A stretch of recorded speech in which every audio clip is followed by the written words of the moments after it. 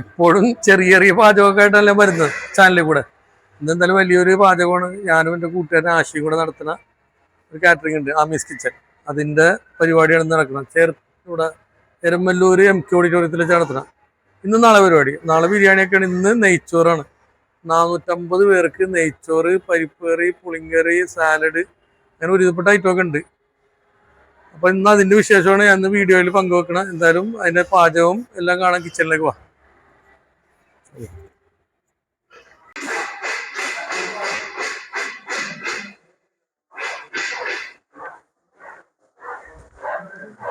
പോളിക്കാടിന്റെ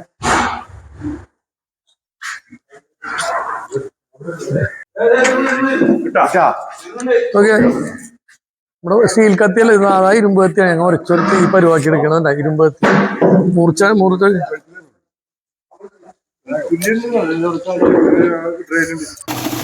വലിയ പരിപാടി ആയതുകൊണ്ട് നമ്മളെ മെഷീൻ എടുത്തിട്ടാണ് സവാളയെ കട്ട് ചെയ്യുന്നത്. കാര്യം 140 കിലോളം സവാള ഉണ്ട്. തക്കാളിയും സവാളയ്ക്ക് ഇതിനകത്തേ ചെയ്യുള്ളൂ. ഇറച്ചിയൊന്നും നല്ല അസല് പോത്തിറച്ചിയാണ്. നമ്മുടെ തന്തൂരിൽ തന്നെ എടുത്ത് അടിപൊളി ഇറച്ചിയാണ്. സവാള കട്ട് ചെയ്ത് വെളുത്തുള്ളിയൊക്കെ റെഡി ആയിക്കൊണ്ടിരിക്കുകയാണ്. ഇതിപ്പോൾ നമ്മൾ ഈ മെഷീൻ ബ്ലേഡ് മാറ്റിയാണ്. തക്കാളിക്ക് വേറെ ബ്ലേഡ് ഇടുന്നു, വ്യത്യാസമുണ്ട് ബ്ലേഡ്. അപ്പോൾ തക്കാളിയായി, സവാളയായി, വെളുത്തുള്ളിയായി, ഇഞ്ചി ഒരു സൈഡ് ആയിക്കൊണ്ടിരിക്കണം. അങ്ങനെ ഓരോന്നോരോ ഇങ്ങനെ ചെയ്തുകൊണ്ടിരിക്കേണ്ട. എല്ലാവരും നല്ല പണിയില്ല, ഓട്ടമാണ്. കാര്യം ഇതിൻ്റെ കൂടെ തന്നെ നാളത്തേക്കുള്ള സാധനങ്ങൾ സെറ്റ് ചെയ്യുന്നുണ്ട്. ഇതിപ്പോൾ നമ്മൾ സവാള പൊരിക്കാനുള്ള എണ്ണയാണ് ചൂടായിക്കൊണ്ടിരിക്കുന്നത്. ഇതിപ്പോൾ ബിരിയാണിക്ക് കൂടെ നമുക്ക് ഇന്ന് നെയ്ച്ചോറിന് ദമ്മിടാനും വേണം, അങ്ങനെ എല്ലാത്തിനും വേണ്ടിയുള്ള സവാളയാണ് ചെയ്തുകൊണ്ടിരിക്കുന്നത്. ഇതിപ്പോൾ ഒരു അരമണിക്കൂറെങ്കിലും എടുക്കുന്നുണ്ട് ഒന്ന് ഡ്രൈ ആയി കിട്ടാനായിട്ട്. ഇത് നമ്മൾ ബിരിയാണി നെയ്ച്ചോറിൻ്റെ കൂടെയുള്ള പരിപ്പ് ശരിയായിക്കൊണ്ടിരിക്കണം. പരിപ്പ് ട്രെൻഡാണല്ലോ, നെയ്ച്ചോറിൻ്റെ പരിപ്പ്. ഏതാണ്ട് പരിപ്പിൻ്റെയൊക്കെ പണി റെഡി ആയിക്കൊണ്ടിരിക്കണം. ഇപ്പോൾ സവാള പൊരിച്ച് കഴിഞ്ഞപ്പോൾ നമ്മൾ ചെയ്യാൻ പോകണം പുളിങ്കറിക്കുള്ള ചട്ടി വെച്ചേക്കണം. അതിനകത്ത് ആദ്യം തന്നെ കടുകിട്ട് നന്നായിട്ടൊന്ന് പൊട്ടിയതിന് ശേഷം അതിനുള്ള ബാക്കിയൊക്കെ ചെയ്യുള്ളൂ. കടുകിട്ട് പൊട്ടി അതിനകത്ത് വേപ്പിലിട്ട് കൊടുത്ത്, മുളക് വേപ്പിലൊക്കെ ഇട്ട് കൊടുത്ത്, ഇതിനൊക്കെ ആവശ്യമുള്ള സവാള ഇടും. സവാള നല്ലോണം മൊരിയിച്ചിട്ട് പുളിങ്കറിക്ക് നമ്മൾ ഉപയോഗിക്കാറുള്ളൂ. ഉള്ള പച്ചമുളക്, വേപ്പില ഒക്കെ ആയി. സവാളക്ക് നമ്മൾ ബിരിയാണിക്കുള്ള സവാള പൊരിച്ച് വെച്ചേക്കണം. ഞാൻ പറഞ്ഞു ഇതിൻ്റെ ഇടയിൽ തന്നെ ബീഫിനുള്ള പണി അപ്പുറം തുടങ്ങിയാണ് കേട്ടോ. അങ്ങനെ നടന്ന് എല്ലായിടത്തും പണിയാണ് നടന്നുകൊണ്ടിരിക്കുക. ഒരു സവാള പൊരിക്കണം, ഇവിടെ പുളിങ്കറിക്കുള്ളത്. പുളിങ്കറി ഏതാണ്ട് അതിൻ്റെ പച്ചമണമൊക്കെ പോയി കഴിയുമ്പോൾ അടുത്തേ ഉള്ളൂ. കാശ്മീരി ചില്ലിട്ട് കൊടുത്ത് ഇതിൻ്റെ ഒന്ന് മണമൊക്കെ മാറി അതിന് ശേഷം മഞ്ഞപ്പൊടി ഇട്ട് കൊടുത്ത് ഇതിനകത്തേക്ക് പുളി വെള്ളത്തിലിട്ട് വെച്ചിട്ട് വളംപുളി പിഴിഞ്ഞ് ആ നീര് ഒഴിച്ചു കൊടുക്കുകയാണ്. ഇതൊന്ന് സെറ്റായി കഴിഞ്ഞപ്പോൾ ശർക്കര പൊടിച്ചിടുള്ളൂ. ശർക്കരയൊക്കെ ആയിക്കഴിഞ്ഞ് ഇനിയിപ്പോൾ ചെയ്യണത് ഈന്തപ്പഴം കഴുകി വൃത്തിയാക്കി ഉരുവെല്ലാം കളഞ്ഞ് അരിഞ്ഞ് അതിട്ട് കൊടുത്ത് ഇപ്പോൾ ഏതാണ്ട് ഇതിൻ്റെ പണിയൊക്കെ കഴിഞ്ഞ് ഇത് നന്നായിട്ട് ഇളക്കിയിട്ട് വെച്ചിട്ട് ഇതിൻ്റെ ഒന്ന് വെള്ളം പറ്റി കഴിഞ്ഞാൽ ഇത് ഓക്കെ ആയി. ചെറുതായിട്ട് വെള്ളം പറ്റി പിന്നെ ശർക്കരയും ഇതായത് പുളി കറി ഉള്ളതുകൊണ്ട് അത് ഓട്ടോമാറ്റിക് അത് ടൈറ്റ് ആയിക്കോളും കുറച്ച് കഴിയുമ്പോൾ. ഏതാണ്ടൊക്കെ അത് റെഡി കഴിഞ്ഞാൽ നമ്മൾ ഇറച്ചിക്കറിയിലൊക്കെ കയറേണ്ട. നമ്മളൊരു പള്ളിക്കറി സ്റ്റൈലാണ് ഉണ്ടാക്കുന്ന ബീഫ് കറി. അപ്പോൾ ആദ്യമേ തന്നെ ബീഫ് നന്നായിട്ട് പരത്തിയിട്ട് വെള്ളമെല്ലാം കളഞ്ഞ് മഞ്ഞപ്പൊടി ഉപ്പൊക്കെ ഇട്ട് കൊടുത്ത്, ശരിക്കും പള്ളിക്കറി തന്നെ, കാസർഗോഡ് പള്ളിക്കറി ആ സ്റ്റൈലാണ് ഉണ്ടാക്കുന്നത്. അതിനടുത്ത് ഗരം മസാല, മഞ്ഞപ്പൊടി,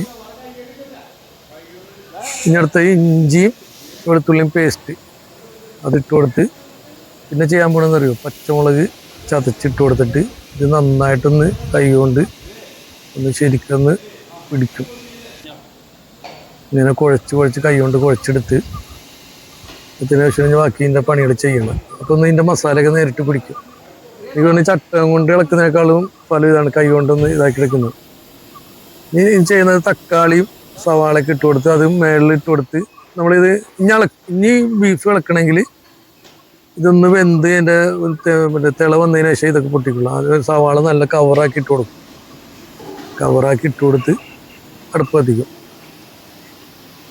തിരുവിട മുളക് പൊടിയൊക്കെ ഇട്ട് കൊടുത്തിട്ടുണ്ട്. ഈ മല്ലിപ്പൊടി പിന്നെ മേളിലേക്ക് അത് ഇട്ട് കൊടുക്കും. ഇതൊന്നും ഇപ്പോഴും നടക്കൂല കേട്ടോ, ഇതിങ്ങനെ തന്നെ ഇടുള്ളൂ. ഇനി കുറച്ച് വേപ്പിലും കൂടി ഇടും. ഇത്തിരി വെള്ളം ഒഴിച്ചു കൊടുത്ത് സ്വല്പം എണ്ണയും വെള്ളമൊക്കെ ഒഴിച്ചു കൊടുത്ത് അപ്പോൾ അതവിടെ വെച്ച് അടുപ്പ് കത്തിച്ചേട്ടാ. അപ്പോൾ അത് ഓക്കെ. അപ്പോൾ ഇതിൻ്റെ ഇടയിൽ സവാളകളൊക്കെ ഉണ്ട്. പുളിങ്കറി റെഡിയായി. പുളിങ്കറി അവിടെ നിർത്തി വെച്ച് ഈ പുളിങ്കറി ഓഫ് ചെയ്യും. കാര്യം വേറെ ഒന്നല്ല, അത് തനിയെ ഇരുന്ന് സെറ്റ് ആയിക്കോളും. വേപ്പിലേക്ക് ഇട്ട് കൊടുത്ത് അപ്പോൾ അടുപ്പ് കത്തി ചെറിയ തിളയൊക്കെ വന്നിട്ട് നല്ലോണം തിള വരുമ്പോൾ ഒന്ന് മറക്കി വിട്ട് ഏട്ടാ. എൻ്റെ പരിപാടി ഇതാണ്. ഇനിയിപ്പോൾ സവാളയൊക്കെ അടിയിലേക്ക് പോകും. ഇതൊരു ഏകദേശം 2 മണിക്കൂറൊക്കെ എടുക്കും മിക്കവാറും. 2 മണിക്കൂർ കഴിയുമ്പോൾ നല്ല ഒന്നാന്തരം കറിയായി മാറും. ഇത് കയ്യിൽ നിന്ന് വീഴൂല. ഇതിൻ്റെ പരിപാടി എങ്ങനെയാണ്, നമ്മൾ കോരിക്കഴിഞ്ഞാൽ നല്ല ടൈറ്റ് കറിയായിരിക്കും. അത് നെയ്ച്ചോറും പരിപ്പും ആ പുളിങ്കറി കൂടി കഴിച്ചാണ്ടല്ല പൊളിയാണ്. അപ്പോൾ ഒന്നുകൂടി പറയണത്, എൻ്റെ കാറ്ററിങ്ങിൻ്റെ ഫുഡാണ് ആമീസ് കിച്ചൺ. ഞങ്ങൾ ഒരു 10 കൊല്ലത്തോളമായി തുടങ്ങിയിട്ട്. ഞാനും ആശയുണ്ട് ഇതിനകത്ത്. ഇപ്പോൾ എല്ലാം ബീഫെല്ലാം മറിച്ച് ഇനി കുറച്ച് നേരം ഒന്നുകൂടി വെക്കും. ഇത് വലിയ ഉരുളി ആയതുകൊണ്ട് മൂടിയില്ല. എന്നാലും മൂടി വെക്കണമെങ്കിൽ നമുക്ക് ഇത്തിരി കൂടെ സ്പീഡായിട്ട് വെന്ത് കിട്ടും. ഇത് പറ്റൂലല്ലോ. അതിൻ്റെ ഇടയിൽ കൂടി തന്നെ നമ്മൾ സാലഡിനും നെയ്ച്ചോറിനുള്ള ക്യാരറ്റൊക്കെ അരിയുണ്ട്. നല്ല തിളവെന്നുണ്ട് ഇപ്പോൾ.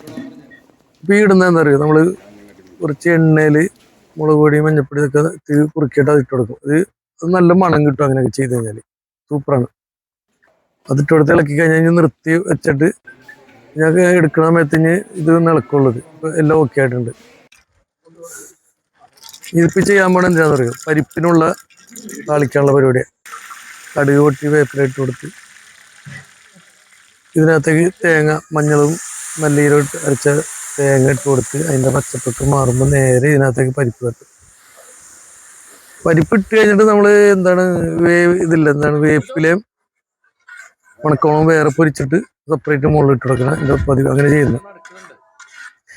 തേങ്ങയുടെ പച്ചമുളകൊക്കെ മാറി ഏതാണ്ടൊക്കെ ഒന്ന് ഫ്രൈ ആയി വന്നപ്പോൾ പരിപ്പ് ഇട്ട് കൊടുത്ത് ഇപ്പം സെറ്റായി. ഇതും സെറ്റായിട്ടുണ്ട്. ഇപ്പം ഞാൻ പറഞ്ഞില്ലേ നേരത്തെ, വേപ്പിലയും ഇട്ട് കൊടുക്കും. ഒരു നെയ്ച്ചോറിന് വീഡിയോ എടുത്തിട്ടുണ്ടായില്ല. അപ്പോൾ അത് റെഡിയാണ്ട് നെയ്ച്ചോറ് വിളമ്പി തുടങ്ങി. ആൾക്കാരൊക്കെ ഇരുന്ന് തുടങ്ങിയിട്ടാ. നെയ്ച്ചോറ് നല്ലോണം വെട്ടിയെടുത്ത് വിളമ്പി കൊടുത്തു. ഇതാണ് നമ്മുടെ ഫുഡ്. എന്തായാലും എല്ലാവർക്കും ഇഷ്ടപ്പെട്ടാൽ സബ്സ്ക്രൈബ് ചെയ്യണം, ഷെയർ ചെയ്യണം, അഭിപ്രായങ്ങൾ പറയണം. എൻ്റെ കാറ്ററിങ്ങിൻ്റെ പേര് ആമീസ് കിച്ചൺ എന്നാണ്. ഫോൺ നമ്പറൊക്കെ അതിനകത്ത് ഉണ്ടല്ലോ, ഞാൻ ഒരു ബോർഡിൽ കൊടുത്തിട്ടുണ്ട്. എന്തായാലും ഓക്കെ.